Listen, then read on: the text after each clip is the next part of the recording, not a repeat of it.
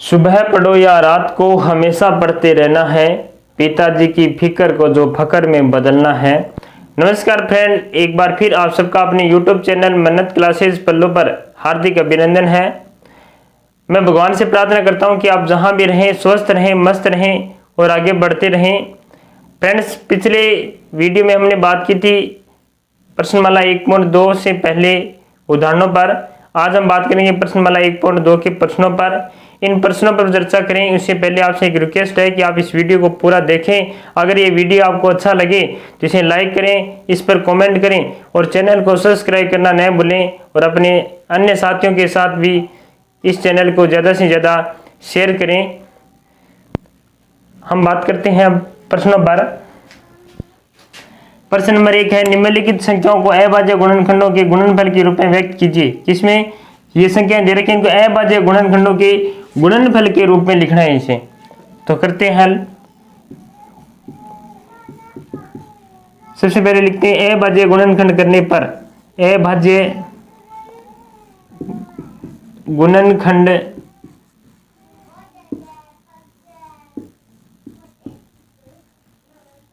करने पर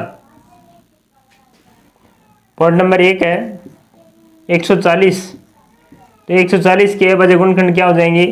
देखो, सबसे पहले इकाई अंक देखना है। अगर इकाई अंक 0, 2, 4, 6, 8 इन 5 में से कोई एक अंक हो तो इसमें हमेशा 2 का भाग जाएगा। तो इसमें इकाई अंक क्या है? 0, तो इसमें 2 का भाग जा रहा है। 2 का भाग देंगे कितनी बार जाएगा? 2 7 14 यानी 70 बार गया। फिर इकाई अंक क्या है? 0, तो इसमें फिर 2 का भाग जाएगा कितनी बार? 35 बार। अब इसमें 3 का भाग नहीं जाता क्योंकि 5 और 3 कितने होते हैं? 8 होते हैं। तो 8 3 का गुणज नहीं है, यानी 3 का भाग उन्हीं संख्याओं में जाएगा जिनके अंकों का योग क्या होना चाहिए? 3 का गुणज यानी 3 के पहाड़े में आना चाहिए। इसमें 5 का भाग जा रहा है, 5 आते 35 और 7 का भाग देंगे एक बार। 5 का भाग उन्हीं संख्याओं में जाएगा जिनका इकाई अंक या तो 0 हो या फिर 5 हो। प्रश्न दे रखा था कि गुणनफल के रूप में लिखना है, तो इसे गुणनफल के रूप में लिखते हैं। 140 का गुणनफल के रूप क्या हो जाएगा? 2 कितनी बार है? अभी 1 और 1 2 बार। 5 कितनी बार है? 1 बार। और 7 कितनी बार है? 1 बार। ये हो गया पॉइंट नंबर 1। अब पॉइंट नंबर 2 करते हैं। 156 इनके अभाज्य गुणनखंड करेंगे तो क्या हो जाएंगे? सबसे पहले 2 का भाग जाएगा 78 बार, फिर 2 का भाग देंगे 39 बार। और देखो एक अंक 0, 2, 4, 6, 8 इनमें से कोई अंक नहीं है। अब हम योग करके देखेंगे 9 और 3 कितना होता है? 12। 3 का गुणज है तो 3 का भाग जाएगा, 3 का भाग जाएगा 13 बार। 13 खुद अभाज्य संख्या है तो 13 में 13 का वही भाग जाएगा एक बार। अब इसे गुणनफल के रूप में लिखते हैं 156 को। 2 कितनी बार है? 2 बार। 3 कितनी बार है? 1 बार। और 13 कितनी बार है? 1 बार। तो ये हो गया 156 का अभाज्य गुणनखंड का गुणनफल रूप। अब पॉइंट नंबर 3 करते हैं। पॉइंट नंबर 3 है 3825। 3825 इसके अभाज्य गुणनखंड करते हैं। देखो एक अंक 0, 2, 4, 6, 8 इनमें कोई अंक नहीं है, अतः इसमें 3 का भाग है, 2 का भाग नहीं जाएगा। अब देखते हैं 3 का भाग। 3 का भाग उन्हीं संख्याओं में जाएगा जिनका योग क्या होना चाहिए? 3 का गुणज। तो योग करते हैं 5 और 2 7, 7 और 8 15, 15 और 3 18। जो 3 का क्या है? गुणज है, तो इसमें 3 का भाग जाएगा। 3 एकम 3, 3 दूनी 6, 2 2 3 7 21 और 3 5 15।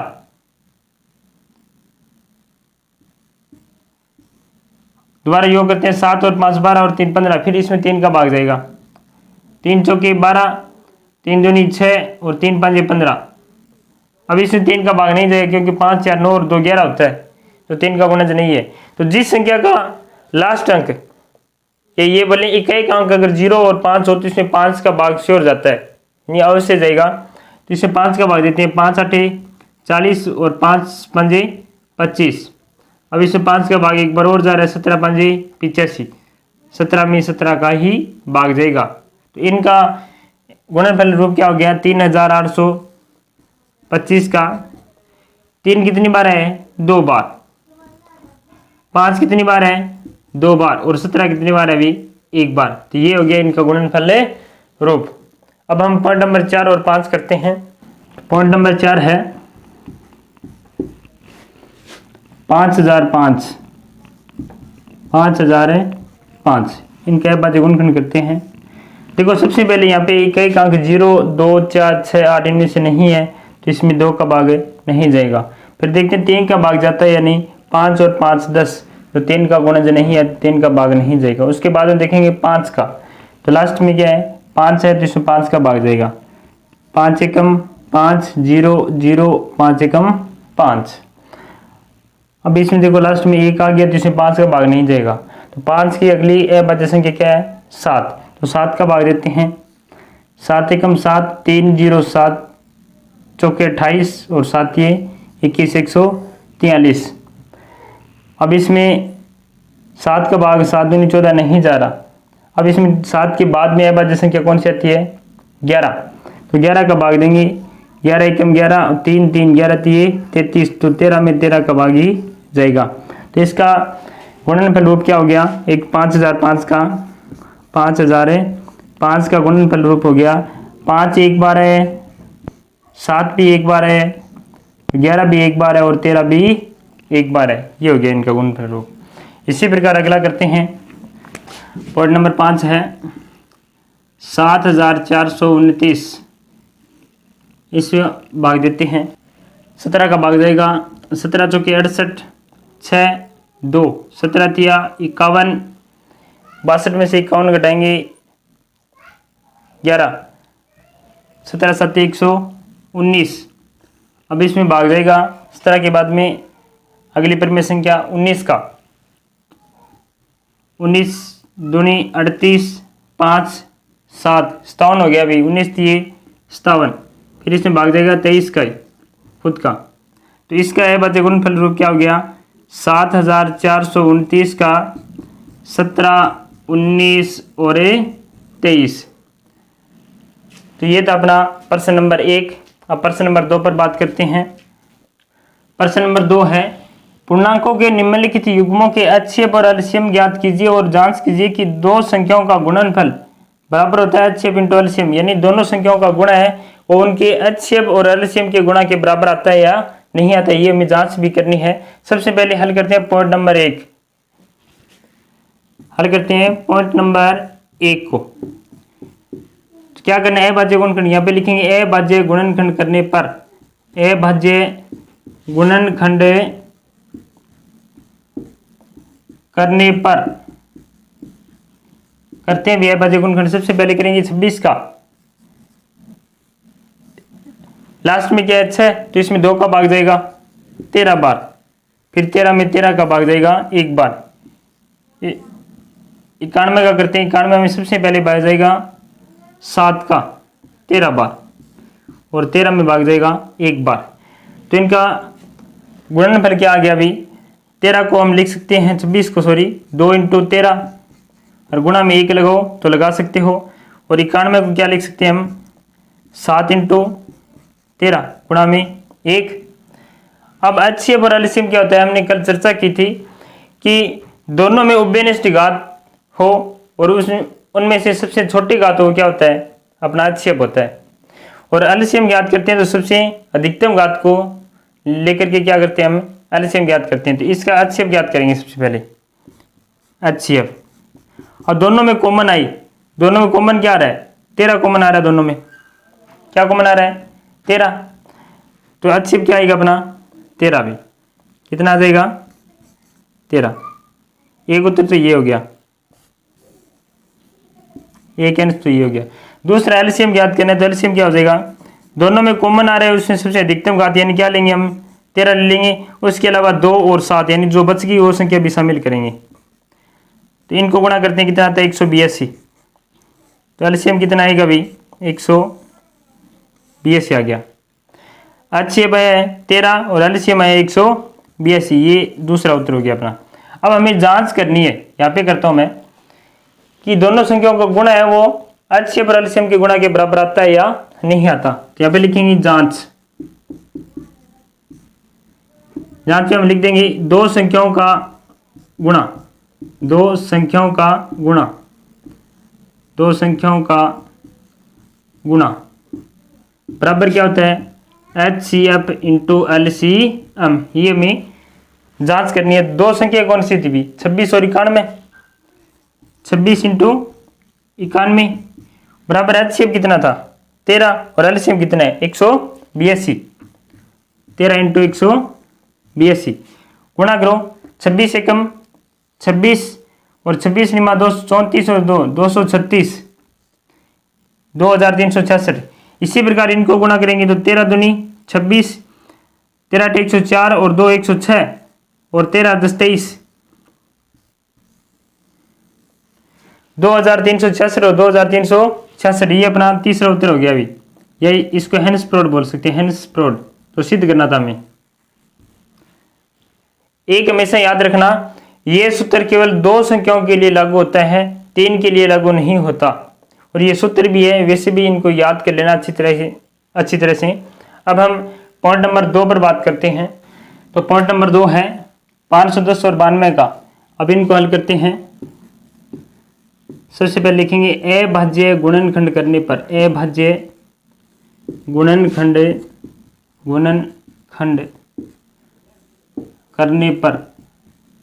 करने पर अभाज्य गुणनखंड करते हैं 510 का।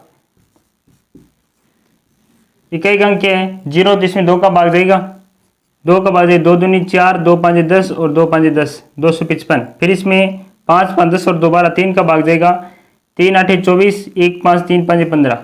अब इसमें 5 है इकाई अंक, तो 5 का भाग जाएगा 17 बार और फिर 17 का भाग जाता है इसमें 1 बार। इसी प्रकार करते हैं 92 का। 2 का भाग देंगे 46 बार, फिर 2 का भाग देंगे 23 बार और 23 का खुद में एक ही बार भाग जाएगा। तो इनका गुणनफल क्या आ गया भाई 510 को लिखेंगे यहाँ पे 510 बराबर 2 इंटू 3 इंटू 5 इंटू 17 गुणा में 1 लगाओ तो लगा सकते हो 92, यानी 92 को लिखेंगे 2 इंटू 23 गुणा में 1। अब इनका HCF निकालना है और LCM निकालना है। तो HCF क्या होता है कि दोनों में कॉमन आने वाली और सबसे छोटी घात लेनी है। तो 2 कॉमन आ रहा है इसमें भी और इसमें भी 2 कॉमन आ रहा है, यानी 2 की घात 1 कॉमन आ रही है। तो HCF क्या हो जाएगा अपना HCF होगा 2 गुणा 1 यानी 2 हो जाएगा। HCF कितना हो गया 2 इंटू 1 यानी 2। ये तो एक उत्तर हो गया। याद करते हैं LCM। तो LCM को क्या दोनों में कॉमन आ रही है, उनमें से अधिकतम घात लेंगे और जो बच गई वो सारी संख्या लेंगे। तो ये दोनों कॉमन आ रही हैं तो इनमें से 1 2 ले लेंगे हम। अब इन 2 के अलावा क्या बच गया 3 5 17, ऊपर वाली पंक्ति में 3 5 और 17 और नीचे वाली पंक्ति में क्या बच गया 2 और 23, 2 और 23 गुणा में 1 लगाओ तो लगा सकते हो। अब इनको गुणा करने पर आएगा 23,460, 23,460। ये हो गया अपना LCM। ये दूसरा उत्तर है। अब हमें जांच करनी है कि दोनों संख्याओं का गुणनफल है वो HCF और LCM के बराबर आता है या नहीं आता। जांच यहाँ पर करते हैं। लिखेंगे जांच, सूत्र लिख देंगे दोनों संख्याओं का गुणनफल, दोनों संख्याओं का गुणनफल या गुणा लिख दियो, संख्याओं का गुणा बराबर क्या होगा HCF into LCM, HCF into LCM। और दोनों संख्याओं का गुणा क्या है, संख्या ये 510 और 92, 510 इंटू 92। HCF और LCM क्या है, HCF कितना है अभी 2 और LCM है 23,460, 2 इंटू 23,460। अब इनको गुणा करते हैं 0 6 दूनी 12, 4 दूनी 8 और 1 9, तो 6 और 2 दूनी 4, 46,920। इसी प्रकार इनका गुणा करते हैं तो भी ये भी कितना आएगा 46,920। तो ये हो गया अपना तीसरा उत्तर। पहले HCF ज्ञात करना है फिर LCM ज्ञात करना है, उसके बाद में दोनों संख्याओं का गुणा करके और HCF और LCM का गुणा करके देखना है हमें। तो ये जो पूछ रखा है ये सिद्ध हो जाएगा। अब हम नेक्स्ट पॉइंट करते हैं। तो तीसरा पॉइंट है 336 और 54, इनको हल करते हैं। सबसे पहले लिखेंगे ए भाज्य गुणनखंड करने पर, ए भाज्य गुणनखंड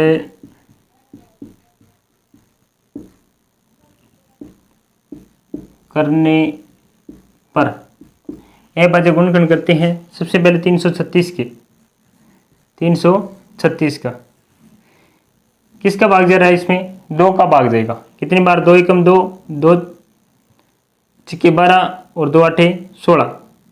फिर 2 का भाग जाएगा 84 बार, फिर 2 का भाग जाएगा 42 बार, फिर 2 का भाग जाएगा 21 बार। और देखो लास्ट में 1 आ गया तो इसमें 3 का भाग जाता है, 2 और 1 3, यानी 3 का भाग जाएगा कितनी बार, 7 बार, और 7 का भाग गया 1 बार। इसी प्रकार करते हैं 54 का हल। 54 में किसका भाग जाएगा, 2 का 27 बार, 27 में 3 का भाग जाएगा 9 बार, फिर 9 में 3 का भाग जाएगा 3 बार, और 3 में 3 का भाग जाएगा 1 बार। अब इनको लिखते हैं गुणनफल के रूप में। 336 को, 336 में देखो 2 कितनी बार आया है, 1 2 3 4 बार, यानी 2 तो आया 4 बार, तो 2 की घात 4, और 3 आया है मात्र 1 बार, तो 1 और 7 आया है 1 बार, और गुणा में इसके 1 लगा दो। 54 कितनी को कैसे लिखेंगे, 54 में देखो 2 तो आया 1 बार, और 3 कितनी बार आया, 3 बार।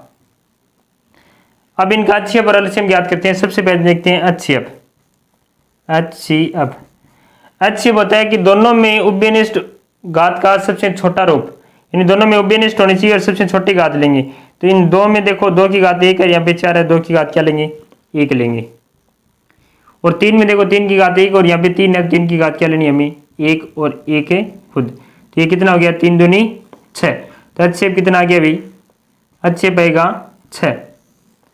अब हम ज्ञात करते हैं LCM। LCM होता है दोनों में उभयनिष्ठ घात हो, तो उभयनिष्ठ का सबसे बड़ा रूप लेना है और जो बच गई उन संख्याओं को भी शामिल करना है। तो क्या लेंगे, 2 की घात 4 और 3 की घात 3, 2 की घात 4 और 3 की घात 3, और गुणा में क्या लगा देंगे, 7 गुणा में 1। तो इनको हल करेंगे हम, तो आएगा 3024। कितना आएगा, 3024। तो ये आ गया LCM 3024। अब हम जांच करते हैं इनकी कि ये सत्य है या नहीं। जांच, दोनों संख्याओं का गुणा, दोनों संख्याओं का गुणा बराबर क्या होता है, HCF इंटू LCM। दोनों संख्या क्या है, एक तो 336 और दूसरी है 54। 336 इंटू 54 बराबर क्या होगा, HCF कितना है 6 और LCM कितना है 3024। 6 इंटू 3024, इनका गुणा करो, 6 चौकी 24, 6 दूनी 12 और 2 14 और 6 × 18, 18,144। इसी प्रकार इनको गुणा करेंगे तो भी आएगा 18,144। तो ये भी सिद्ध हो गया।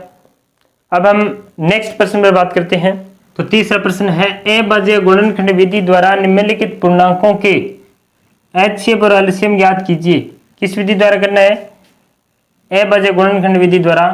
तो हल करते हैं। ए भाज्य गुणनखंड करने पर सबसे पहले करते हैं 12 का। कितनी बार भाग जाएगा, 6 बार, फिर 3 बार, फिर 1 बार। उसके बाद में करते हैं 15 का। कितनी बार भाग जाएगा, 3 का 5 बार, और 5 से 5 का जाएगा 1 बार। फिर करते हैं 21 के। कितनी बार भाग जाएगा, 3 का 7 बार, और फिर 7 में 7 का 1 बार। ये हो गई अभाज्य गुणनखंड। अब इनको गुणनफल के रूप में लिखते हैं। सबसे पहले 12 को लिख देंगे हम, कितने एक और एक 2 बार है, यानी 2 की घात 2, और 3 कितनी बार है, एक बार, गुणा में लगा देंगे 1। इसमें 3 कितनी बार है 15 में, एक बार, 3 की घात 1, और 5 कितनी बार है, एक बार, गुणा में 1। और फिर 21 में 3 कितनी बार है अभी, एक बार, और 7 कितनी बार है, एक बार, गुणा में क्या लगा देंगे 1। अब देखो इनका HCF कैसे निकालेंगे। HCF होता है तीनों में उभयनिष्ठ घात और सबसे छोटी घात लेनी है। तो तीनों में उभयनिष्ठ घात केवल 3 1 है, केवल है 3 1 है, जो क्या है तीनों में उभयनिष्ठ है। तो HCF क्या आएगा इनका, HCF क्या आ जाएगा अभी, 3 की घात 1 और 1 की घात 1 यानी 3 आ जाएगा। HCF कितना आएगा, 3। अब याद करते हैं LCM। तो LCM कैसे निकालेंगे, सभी में जो उभयनिष्ठ हो, सभी में जो उभयनिष्ठ हो उनमें सबसे अधिकतम घात लेनी है, और जो बच गई वो सारी संख्या लेनी है। तो 3 देखो तीनों में है, और 3 की घात 1 ही है अधिकतम, तो एक तो 3 की घात 1 ले लेंगे। इनके अलावा 2 की घात 2 को शामिल करेंगे, 5 की घात 1 और 7 की घात 1।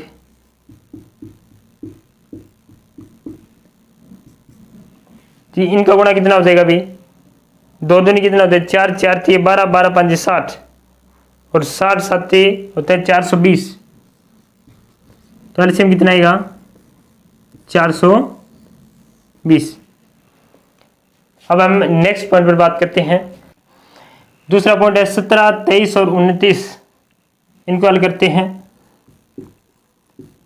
सबसे पहले लिखेंगे अभाज्य गुणनखंड करने पर, अभाज्य गुणनखंड करने पर, गुणनखंड करने पर, सबसे पहले करते हैं 17 की। 17 खुद अभाज्य संख्या, तो इसमें 17 का ही भाग जाएगा। फिर करते हैं 23, 23 में केवल 23 का ही भाग जाता है।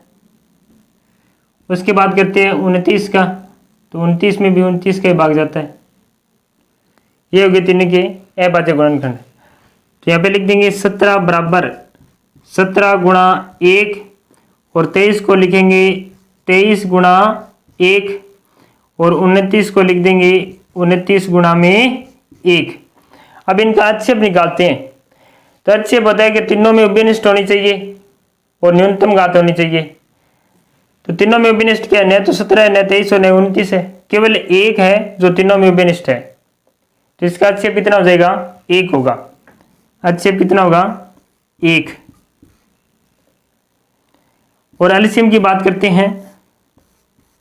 तो एलसीएम होता है जो सब में कॉमन आ रही है उनमें से वो घात लेनी है, और जो बच गई वो सारी संख्या लेनी है। तो एक तो सब में कॉमन आ रहा है उसको ले लिया, इसके अलावा 17 बच गया, 23 और 29 तीनों को लेंगे, 17 23 और 29। अब इनको गुणा करेंगे तो इसका उत्तर आएगा 11,339, 11,339। तो एलसीएम कितना आएगा, 11,339। अब हम नेक्स्ट पॉइंट करते हैं। तीसरा पॉइंट है 8 9 और 25, इसको हल करते हैं। तो सबसे पहले लिखेंगे अभाज्य गुणनखंड करने पर, अभाज्य गुणनखंड करने पर, अभाज्य गुणनखंड करेंगे। सबसे पहले करते हैं 8 का, 8 का करते हैं भी, 2 का भाग देंगे 4 बार, फिर 2 का भाग देंगे 2 बार, फिर 2 का भाग देंगे 1 बार। फिर करते हैं 9 के गुणनखंड, 3 का भाग देगा 3 बार, फिर 3 का भाग देंगे तो जाएगा 1 बार। उसके बाद करते हैं 25 के गुणनखंड, 25 में 5 का भाग जाता है 5 बार, और फिर 5 में 5 का भाग जाएगा 1 बार। तो ये गए इनके अभाज्य गुणनखंड। अब इनको गुणनफल के रूप में लिखते हैं। 8 को कैसे लिखेंगे, 8 बराबर 2 कितनी बार है अभी, 3 बार, 2 की घात 3 और गुणा में क्या लगा देंगे 1। 9 को क्या लिख सकते हैं हम, 9 में 3 है 2 बार, तो 3 की घात 2 और गुणा में क्या लगा देंगे इनके 1। इसी प्रकार 25 को कैसे लिखेंगे, 5 2 बार है तो 5 की घात 2 गुणा में 1। अब इनका HCF ज्ञात करते हैं। तो HCF क्या होगा, HCF बराबर, HCF होता है तीनों में कॉमन आने वाली घात हो और सबसे न्यूनतम घात हो। तो तीनों में कॉमन क्या आ रहा है, 1 आ रहा है, तो HCF क्या हो जाएगा 1। बात करते हैं एलसीएम की।